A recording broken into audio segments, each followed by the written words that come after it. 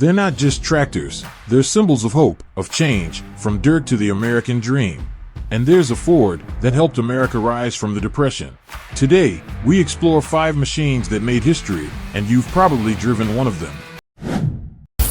Fordson Model F.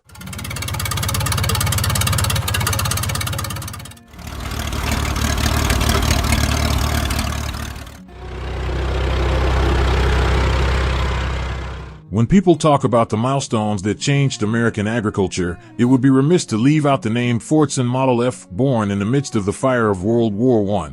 This tractor was not only a product of a period of transformation, but also a testament to Henry Ford's vision beyond the times, bringing mechanical power to the hands of ordinary farmers.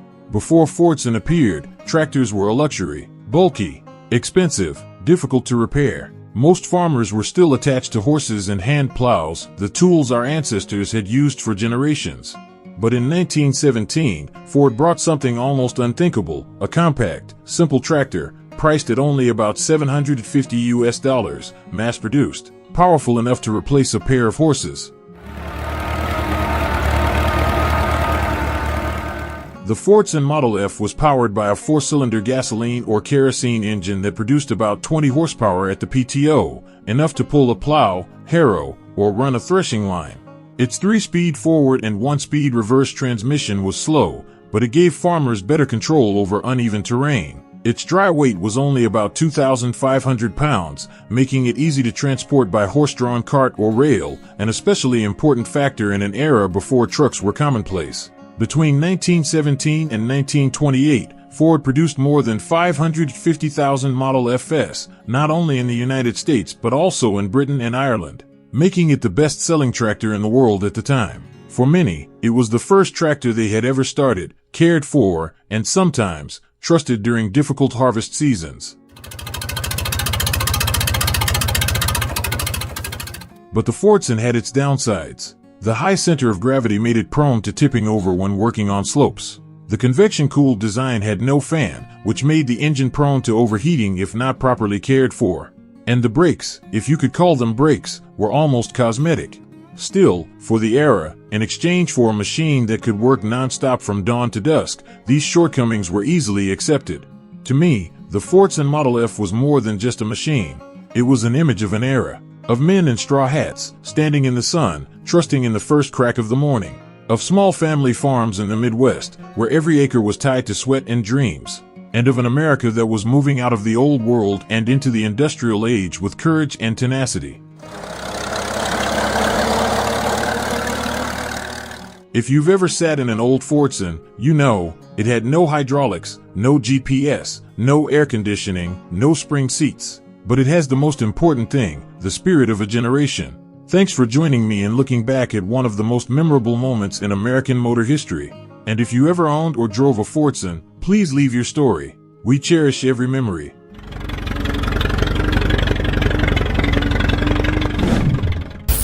Ford 9N.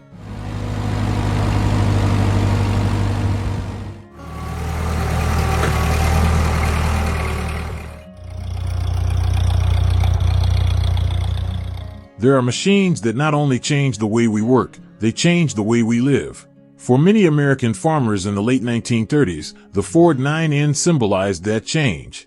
It wasn't the most powerful, nor the most massive, but it was a bridge between the old days and the modern era of American agriculture. When the Ford 9N was introduced in the summer of 1939, America was still recovering from the Great Depression.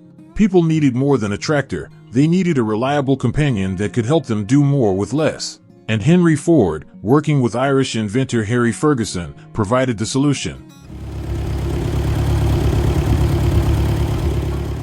The 9N's most remarkable feature, and what made it historic, was its 3-point hitch. For the first time, instead of just pulling equipment behind like previous tractors, the 9N could actively lift, lower, and control agricultural implements such as plows and harrows, creating outstanding stability, safety, and efficiency. This was a technological breakthrough that is still the standard for modern tractors today. Technically, the Ford 9N used a 4-cylinder gasoline engine, about 23 horsepower at the PTO shaft, with a 3-speed forward, 1-speed reverse transmission. The 6V ignition system, electric start, a very progressive point at that time. The weight was around 2,500 to 2,800 pounds, strong enough to handle hard soil but still light when operating in plowed fields or gardens. One of the things that made the 9N popular was its affordable price. When it was launched, it cost only about $585, a price that made the dream of mechanization within reach of many rural households. Plus, it was easy to maintain. The parts were simple, easy to replace, easy to repair, something that was especially important to farmers at the time. The 9N was not without its flaws, though. The braking system required experience, especially when operating on steep slopes. In addition, the lack of a position-holding mechanism on the hydraulic system, later improved on the 8N, meant that plowing was sometimes not absolutely precise. But if you ask anyone who owned a 9N, they won't mention that. They'll talk about the reliability, the simplicity, and the pride of being able to master the field for the first time. The Ford 9N wasn't a legend because it was perfect. It became a legend because it opened a new door for our fathers and grandfathers to do more, better, with less. In 4 short years, more than 300,000 Ford 9Ns were sold, a staggering number for a post-Depression, pre-war era. For me, the 9N is an important chapter in the history of rural America. It's the soft sound of the engine at dawn. It's the smell of oil, the smell of dirt, and the sight of an old hat hanging from the handlebars. It's the machine many of us grew up with or grew up hearing about. If you ever drove a 9N, or even stood by while your dad cranked it up, you're holding a piece of history. And the Ford 9N was the beginning of it all.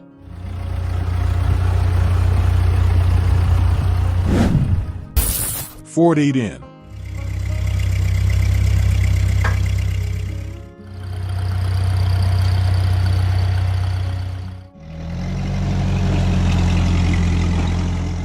When it comes to classic tractors, the Ford 8N is often the first name that comes to mind. It's no coincidence that it became the best-selling tractor in American history. From small farms in Iowa to the vast fields of Kansas, the 8N left its mark, not only on the land, but also on the hearts of those who operated it. Launched in 1947, the Ford 8N continued the success of the 9N but with many outstanding improvements. And its appearance was also special, just 2 years after World War II, when America was rebuilding, faith in labor, manufacturing, and the land was stronger than ever. Ford understood that, and they came up with a machine that was powerful, easy to use, and reliable. The Ford 8N was equipped with a 4-cylinder gasoline engine, with a capacity of about 27 horsepower at the PTO shaft, surpassing the previous generation. It had a 4-speed forward 1-reverse transmission, giving the operator more flexibility in the work, from plowing hard ground to hauling light loads around the farm. The 3-point hydraulic traction system was retained from the 9N, but this time it had a position control function, a big step forward in precise and efficient implement control. In terms of design, the 8N had a distinctive red and gray color scheme, a look that became iconic. The seat was simple but sturdy, the steering wheel was large and easy to grip. Parts were easy to maintain, spare parts were common, and almost any farmer could fix it himself. At around 2,800 pounds, it was heavy enough to hold the ground when working, but not so heavy that it was difficult to transport. Notably, the electrical system was changed to 12 volts in later versions, allowing for easier starting in cold weather. The wide rear tires provided more traction, and the upgraded dual braking system made the machine safer, especially when operating on steep terrain or with a load. From 1947 to 1952, Ford produced more than 530,000 8Ns. That's not just a number, it's hundreds of thousands of families who had the opportunity to bring technology to farming, increasing productivity and improving their lives. Many of them are still in operation today, durable, simple, and full of nostalgia. But like any machine, the 8N wasn't perfect. The lack of a synchronized PTO and transmission made it difficult for some of the rear-mounted equipment to operate at the correct speed. There was no power steering, meaning some effort was required to turn the wheel, especially when plowing deep or carrying heavy loads. But for farmers of the time, that wasn't a barrier, it was just part of the daily routine. The Ford 8N was more than a tractor. It is part of post-war America, of the spirit of the upstart, of a time when everything was done by hand and with heart. If you have ever operated an 8N, you will understand the feeling of pulling the clutch, hearing the engine roar, feeling each furrow of soil pass under the rear tires. It is unforgettable. To me, the Ford 8N is more than just a piece of farm equipment. It is a testament to a generation that valued labor, cared for machines, and took pride in the work done by their own hands. If you have any pictures, stories, or memories of the Ford 8N, please share them, because those memories are what make history.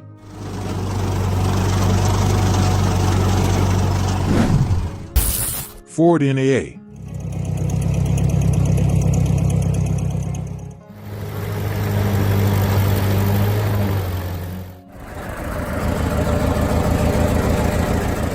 In 1953, Ford celebrated its 50th anniversary.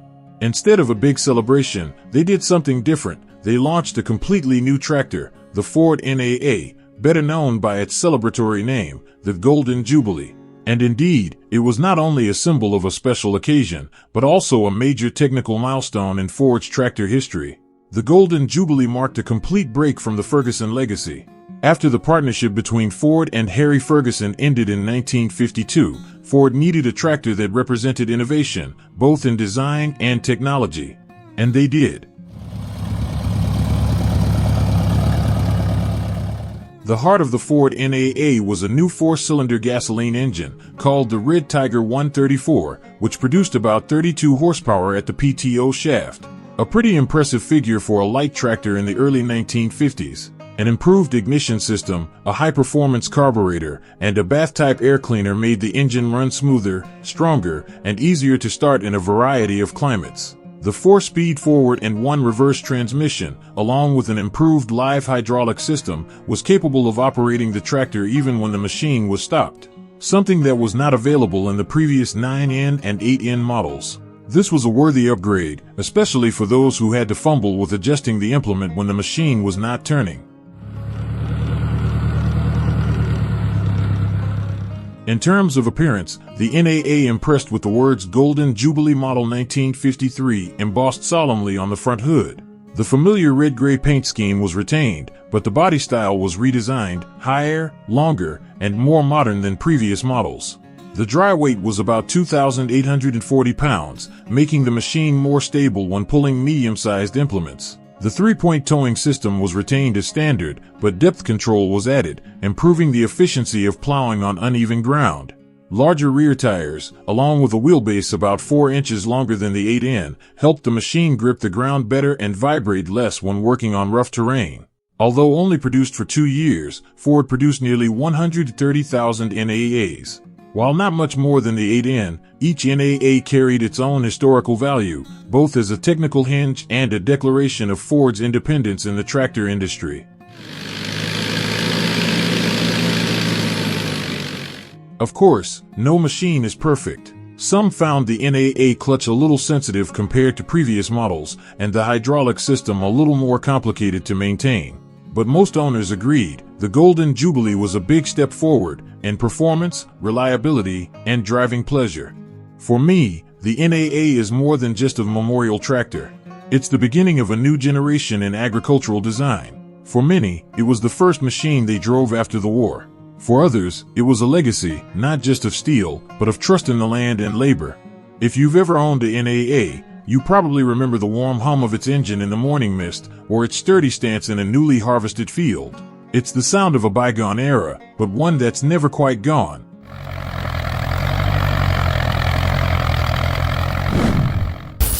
Ford 5000.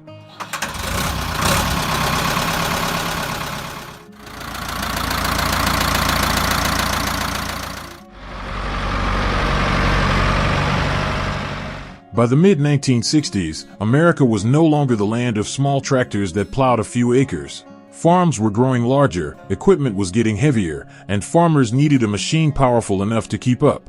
Into this environment came the Ford 5000, quiet, unflashy, but determined. And for more than a decade, it proved itself to be one of the most reliable tractors ever produced.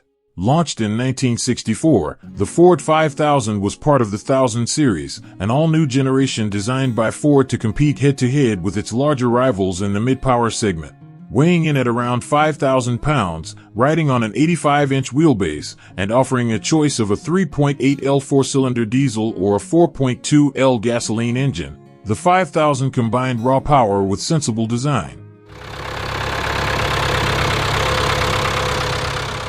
The diesel version, the most common, produced around 55 horsepower at PTO, an impressive figure for the time. The standard 8-speed transmission, 6 forward, 2 reverse, could be upgraded to dual power, which doubled the number of gears without stopping the engine. A big advantage for field workers in constantly changing conditions. But power wasn't everything. Those who sat behind the wheel of a 5000 spoke of its excellent handling balance. The powerful hydraulics, capable of lifting equipment weighing up to 3,700 pounds, and the independent PTO allowed the operator to use rear-mounted machinery such as a lawnmower, combine harvester, or sprayer without affecting the wheel movement.